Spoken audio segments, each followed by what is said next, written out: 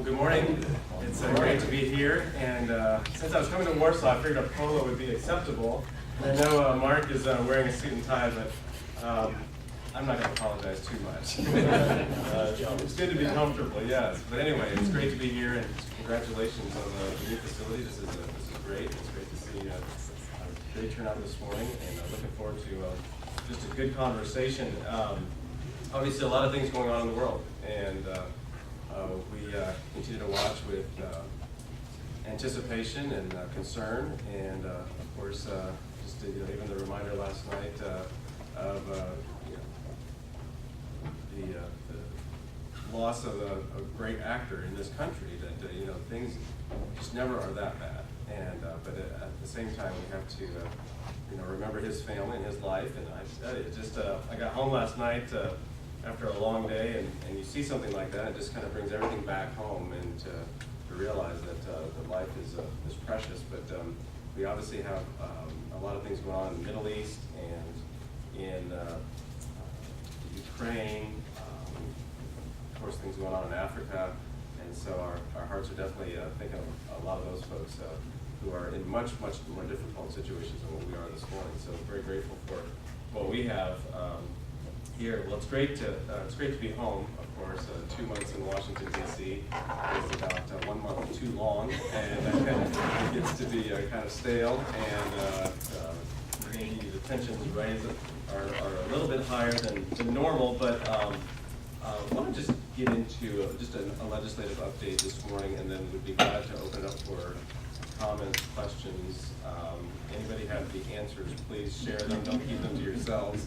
I enjoy conversations, because the best way for me to learn is to hear from other folks. And I was actually out at Lake Wawasee the other night, and there was I don't know if anybody was familiar or is familiar with the elite frogs. I was not familiar with them until the other night, but they are the Navy SEALs parachuting team, and they were making jumps around the area for the last couple of days.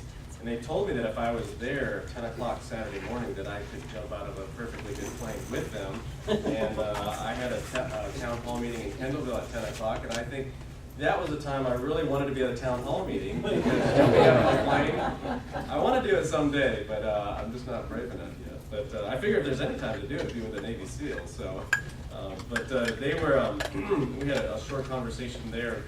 I was talking with one of the senior members of the team, and he asked me, well, what are you going to do about what's going on in Iraq right now?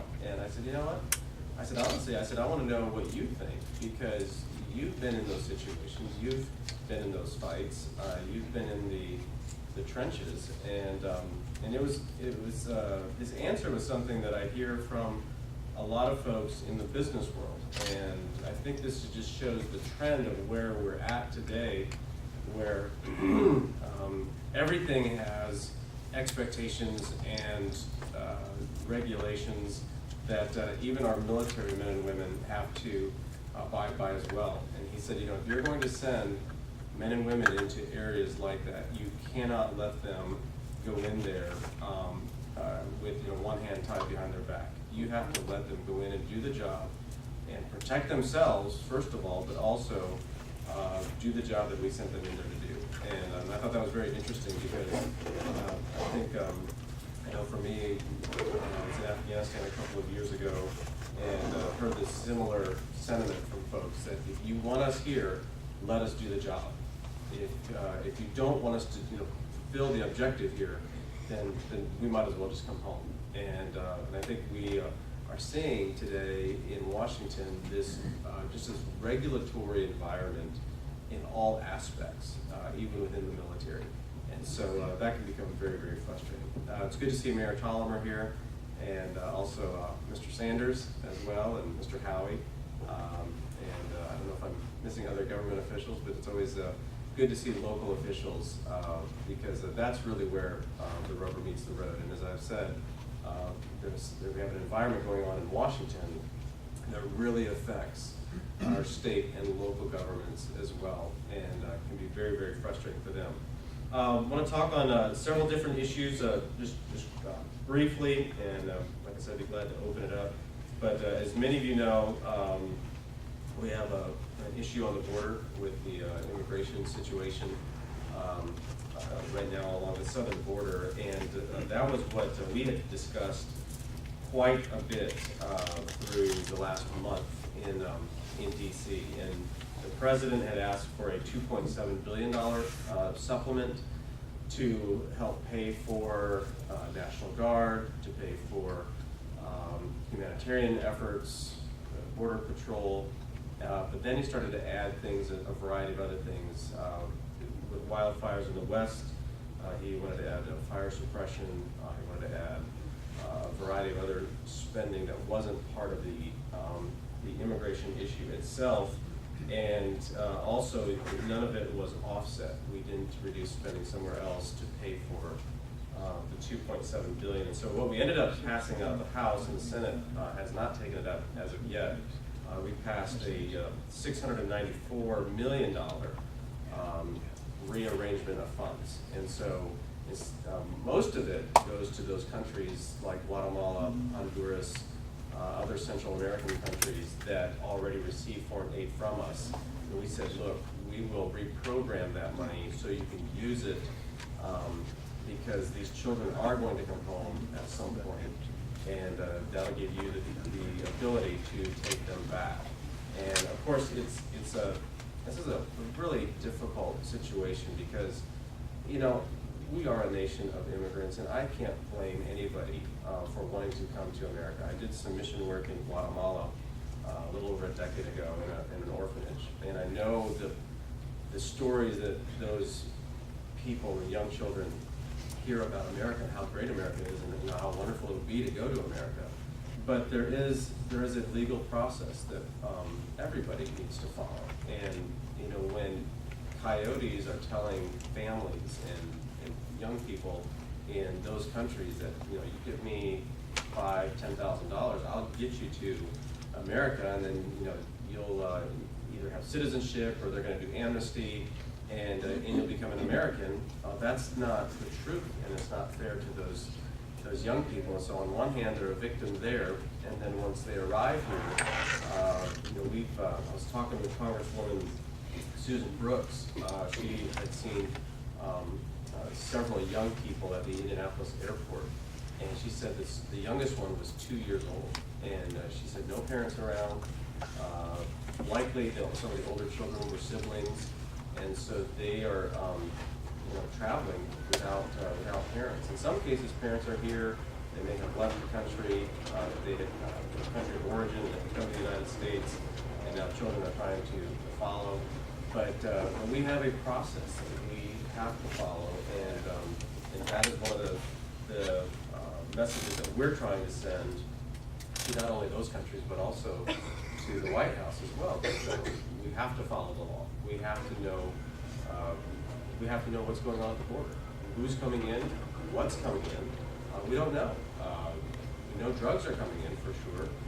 We don't know what other potential disease could be coming in if we're not doing any sort of testing of the people coming across the border. So we also passed in the supplemental. We had one Democrat, Henry Collier, who's down on the Texas border, supported it, and he's been very active and actually pushing the White House to take action because his border is seeing the effects of folks coming across the border, and you know, a lot of times I have not been down to the border myself, but talking to other folks who have been, they said it's just having a presence on our side that'll keep people from coming across. It's so fluid. It's very easy in many parts to come across the border, and so, you know, just having a presence there will keep people from coming across. But it is a dangerous border. You have the cartel and many of the coyotes who are really the ones operating the travel back and forth of the border. DACA, which is the Deferred Action for Childhood Arrivals, has been part of the magnet that has The reason why young children are traveling to the United States because of the program that was signed into law by executive order by the president back in 2012. And that basically allows for young people to have a very drawn out, no action taken on their arrival once they arrive. Many of them are sent all over the country. We know right now there's roughly 245 that were sent here to Indiana, and I know many more sent to other parts of the country as well. So it's a very delicate situation with the children, of course, but at the same time, we have to apply the law in all cases to be sure that our country is safe to begin with. Many times while we're handling humanitarian efforts, we are not going after what could be in other parts of the border, more drug traffic, and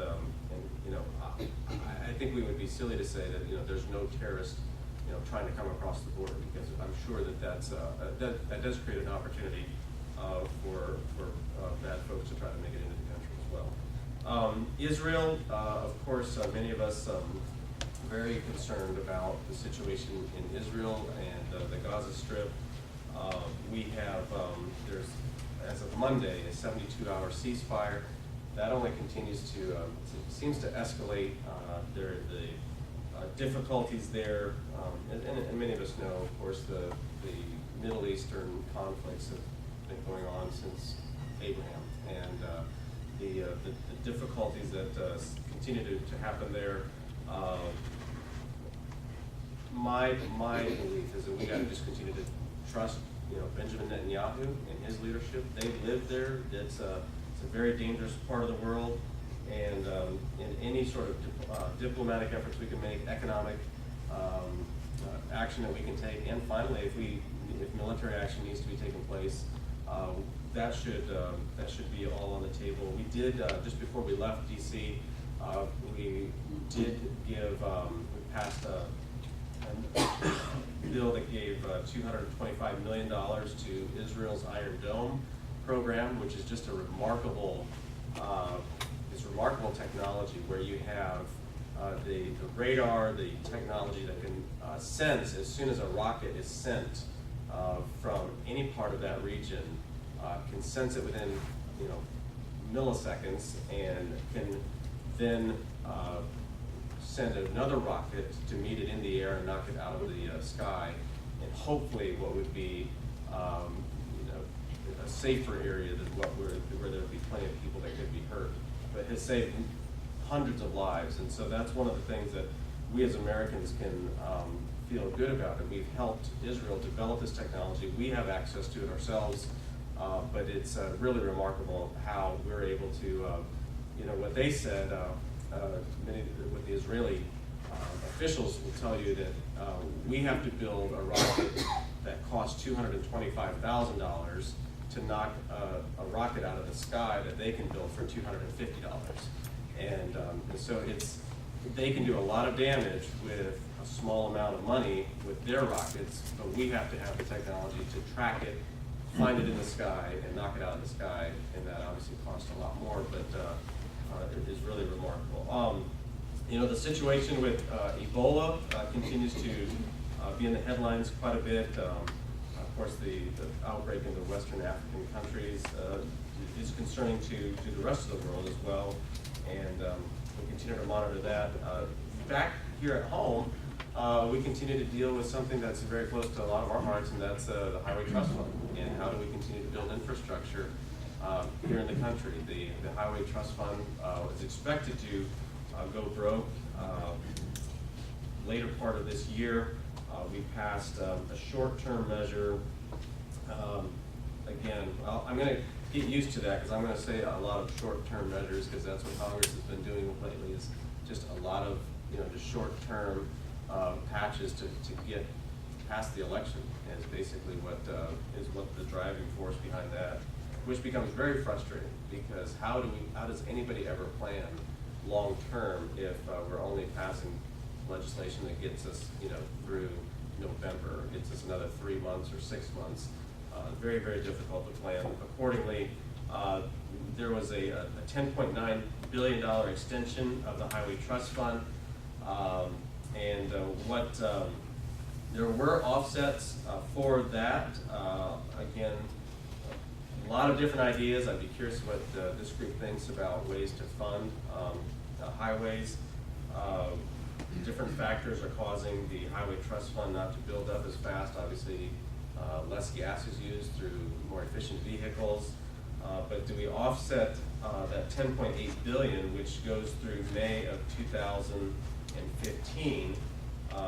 So not even quite a year, we'll be using up $10.8 billion, but that comes from what they call pension smoothing. I didn't know that pensions could be smoothed by the tune of $6.4 billion, but apparently they can be. But it does allow for dollars to be pushed out, and interest rates to be saved, and then also some customs user fees and leaking underground storage tanks. $1 billion came out of the fund there to help fund that. So you can see that just to find $10 billion, which is a lot of money, is being taken from 3 different areas that we're just nibbling on the edges. And so to find a bigger fix, I think that's possible if we would just have the fortitude to do that. Coming up in September, again, as I said, the November election is driving a lot of the policy and the votes right now. We're going to be out through the end of August. Just after Labor Day, we'll head back, and then we're in until the first part of October. But as far as the House agenda, we're going to continue to focus on jobs. As I've told people in Washington, we have a jobs problem in Northeast Indiana. We have a lot of jobs that need to be filled. Just to give you kind of a picture, we're going to do our job fair this next week at IPFW, and 2 years ago, we had roughly 800 job openings or so. The employers continue to say, hey, there's good talent, there's some folks that we can find to fill those jobs. Last year we had over 1,000 job openings, and folks were saying, you know what, we've got a skills problem, we've got it became more difficult to find employees. This year we're going to have over 3,000 job openings represented at IPFW this next week. And so I anticipate to hear probably the same thing that I've been hearing from a lot of folks, is that we just can't find employees to fill jobs at a time when companies are looking. A variety of things are continuing to cause a lot of problems. The healthcare law has driven part-time labor to an all-time high. And even though Indiana June unemployment rates are lower than the national average, which is positive, but we're seeing companies taking different routes in how they fill those jobs, and part-time labor has become a major part of it's an all-time high in the country, and I don't think that's the type of economy that we want to build. Is around part-time labor for a lot of folks who are trying to make those ends meet. We want to help people find good work and full-time work to help provide for their families. Youth unemployment stands at 15.1%, and close to 4 in 5 college seniors do not have a job lined up after graduation. And so young people are really being put in a difficult position, especially following the fact that they're probably carrying a lot of debt coming out of college.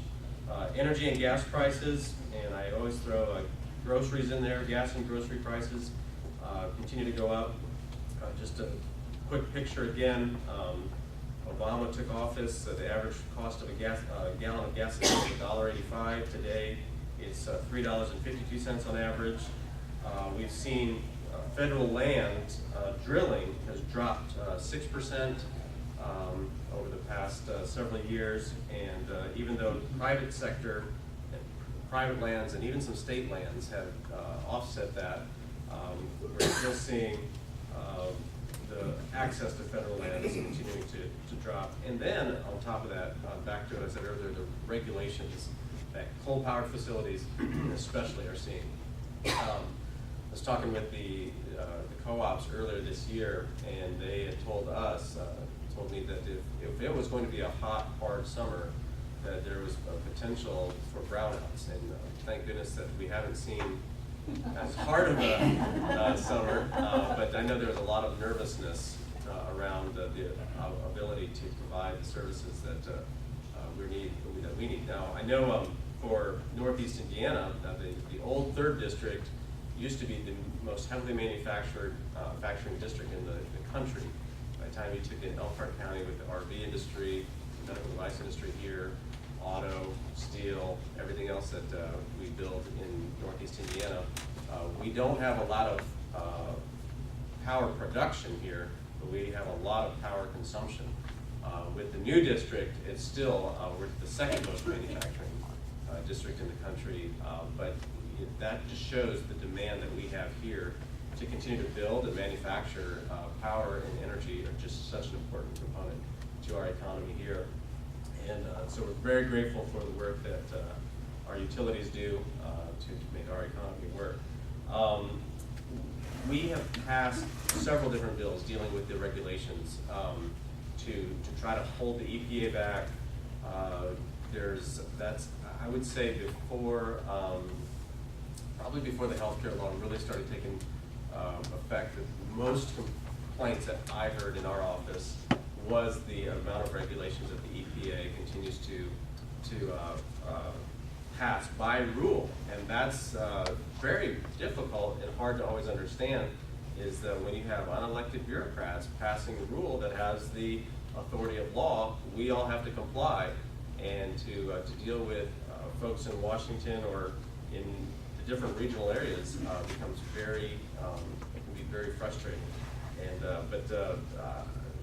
I'll give you just a quick story, and this just gives you an idea of how much regulation is affecting businesses. But I serve on the Financial Services Committee, and we've been doing a lot of work on the Dodd-Frank legislation that passed back in 2009, 2010.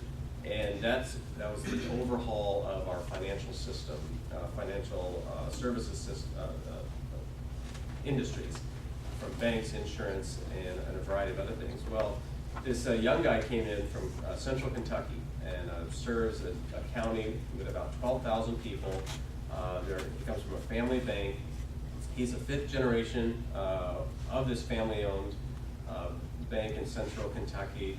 And he said, you know, our family's been through a lot. Our family bank has been through a lot. And he said, we continue to serve, we continue to try to help the needs of the community and where we live. And he said, our family has been able to survive the Civil War, World War I, World War II, Great Depression, a variety of other wars, the recession, but we don't know if we'll survive the rules and regulations from Dodd-Frank.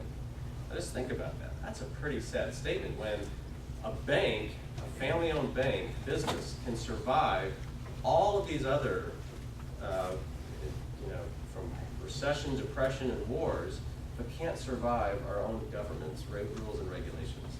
That's when you know that we've definitely gone over a tipping point when our own government is becoming the problem rather than it being other economic variables. Of course, healthcare is on the forefront of a lot of folks' minds. A report by the Manhattan Institute is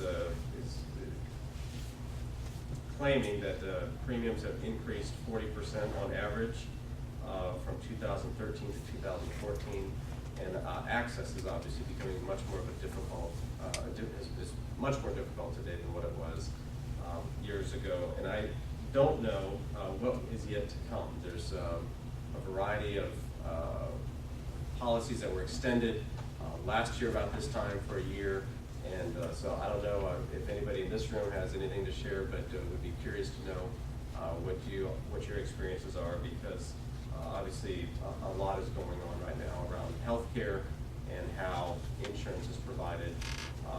One of the interesting things that I've seen in mostly larger companies and companies that can afford to do it, and so this really leaves a lot of small businesses in a more difficult situation, is that companies are starting to just manufacture their own, taking a room about this size and making a clinic out of it, and hiring their own doctor. and providing the service in-house rather than having any sort of services provided on the, throughout our healthcare providers. But that obviously, again, I mean, the market's going to go wherever it has to for it to make the most sense. And so people are definitely finding very unique and innovative ways of providing healthcare to their employees. I think I'll just stop right there, and Mark, I don't know how we want to do it. Can we just take the questions, right?